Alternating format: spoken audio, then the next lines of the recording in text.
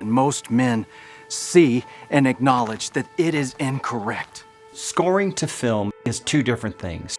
Scoring is making sure the scenes flow and the tempo and the timing of everything.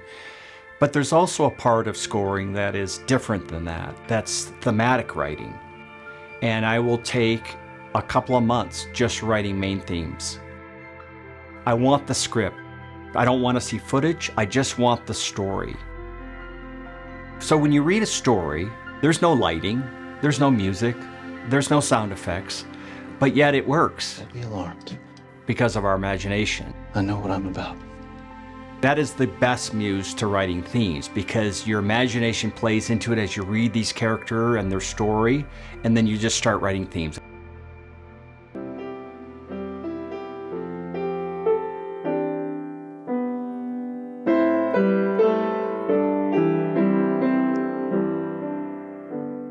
I grew up in Detroit, Michigan in the 60s.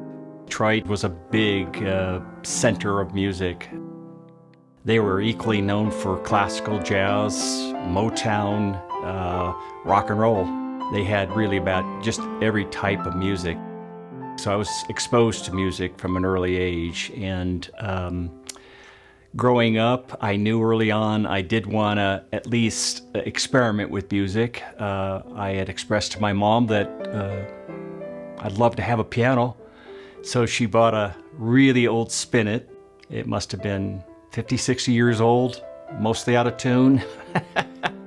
But there wasn't a lot of room for it, so we had to sit it right next to our television. One day, for some reason, the TV was playing when I was going to sit at the piano. Kind of my legs were hanging from the piano bench because I was a bit short then, but the TV was playing, but the sound was down. So I think my mom had turned it down for some reason. She was grabbing a phone call. I plopped on my piano and just started improvising. And then I happened to glance at a television show that was playing.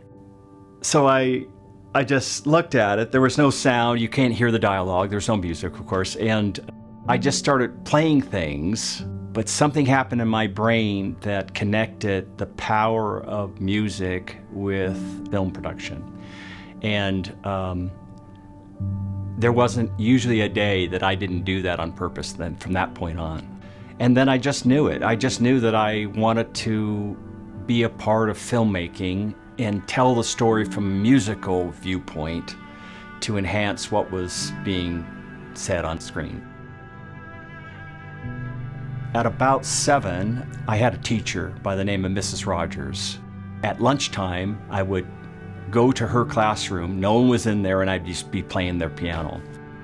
Ever since then, we connected. She always encouraged me to come at lunchtime to play. She would give me lessons of maybe ways to approach it a little bit differently, but she was quite an influencer in my life. Another mentor, Roger Rickson, his background in orchestration and jazz improv was profound. A month into it, he says, you don't really read music that well. You can improvise and you can play things, you can listen to it, but I need you to learn the language of everyone else in the room. So he was very patient and put me through all these programs to learn how to read music.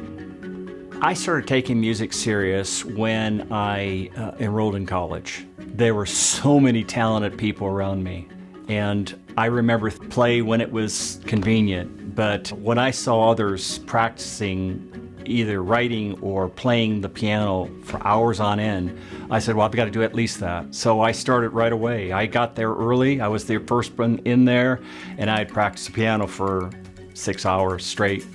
And then after that, I would do my counterpoint and my writing, all the things that I knew, the skills I knew I needed to do this for a profession. A catapult moment for me in film composing was one of my early films for a student filmmaker. He asked of me more than I thought I could produce. He wanted certain styles of music that I had never written before. It taught me a valuable lesson that as a multimedia composer, that if I wanted to do it for a profession, that I needed to be open to all kinds of different styles of composition. When I get a call to score, let's say, a movie about Russian historical figures, and they say, you can write Russian, Lithuanian polka music, right? And you always say the same thing, of course I can, right? And then you hang up the phone and you figure it out. And while you might be lacking in that specifically, you'll learn how to do it. And that's the catapulting that I enjoy in the profession. Every project has something new to learn.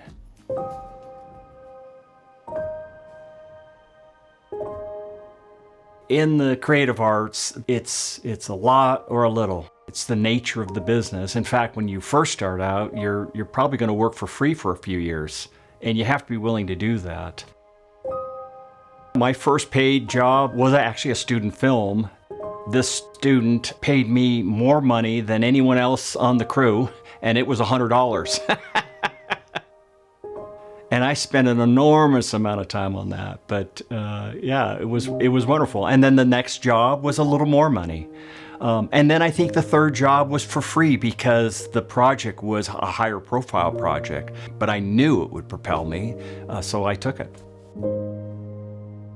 I don't make very many decisions now just because I want to pay the electric bill, which I'm grateful for, because there were many years I did. I picked up a project just to pay the electric bill, but now it's something that I want to do and get excited about doing.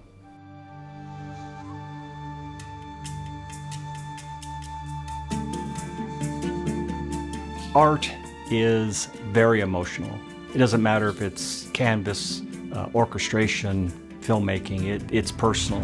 And to take that leap of faith into doing it full time is difficult, because inherent in art is the idea of lots of rejection. So when you run across a client or a mentor that encourages you and says, I think you can do this work. And mentors that I've had in the past that have told me, here's things you need to avoid to not be a short timer at it, because these are the pitfalls in the profession. It's the frank encouragement of that really kept me on track. It's one thing to be encouraged by a mentor, but where I saw the real value is to direct me in the right way. No one knows the story better than the director. And so you really want to get in their brain. What is their vision on the music side of things? And sometimes you can find out the vision that they desire on the music by talking to them about how they're going to shoot the film, what kinds of characters. And so it's helpful to just get in their brain. And then I ask for lots of examples. The things I look for that I want to see, to get excited about it, is what story are they telling? If they had to explain their short film in 3 minutes in just a sentence, what would that be? So that's a very important question for me to ask the director or producer. For instance, love, the subject of love. There's probably 40 different versions of love. Each of them have a different sound. Each of them have a different look, right? So ask the director, this is what I do, and so you as directors, producers, you need to communicate in a very short sentence your intentions. There are a lot of talented people in the world, but you know in your heart of hearts you have a voice. And you have to believe that voice. You have to not only believe the voice, but you have to believe that it will find a home in many people's hearts. The challenge is you've got to work for it. You can't sit around waiting for inspiration. Inspiration follows perspiration. In film and TV composing, you approach lots of different projects. And you just have to make a decision before you are asked about a project, which ones you will work on, which ones are just not going to be part of your future. And just like I make a decision about destructive things to my body before someone asks me if I want to partake in it.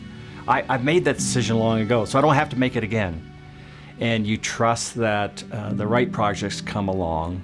I had a project that would have been 9 months of salary for me, and it was a national ad, and it just wasn't the subject matter that I'd have been proud of having my music to. And so you have to be willing to turn down really difficult turn down situations and still be good about it. And the funny thing about it is when you do that, when you stand on that, things just kind of fill in. I just think there needs to be more light. Now, does it have to be faith-based? No. Light could be, a Tolkien story or a C.S. Lewis short story. It doesn't necessarily have to be on the nose faith-based. It could be something about education. It could be on courage. There's enough dark out there. It's well covered, and I just feel there is a deficit in the world of things that are filled with light.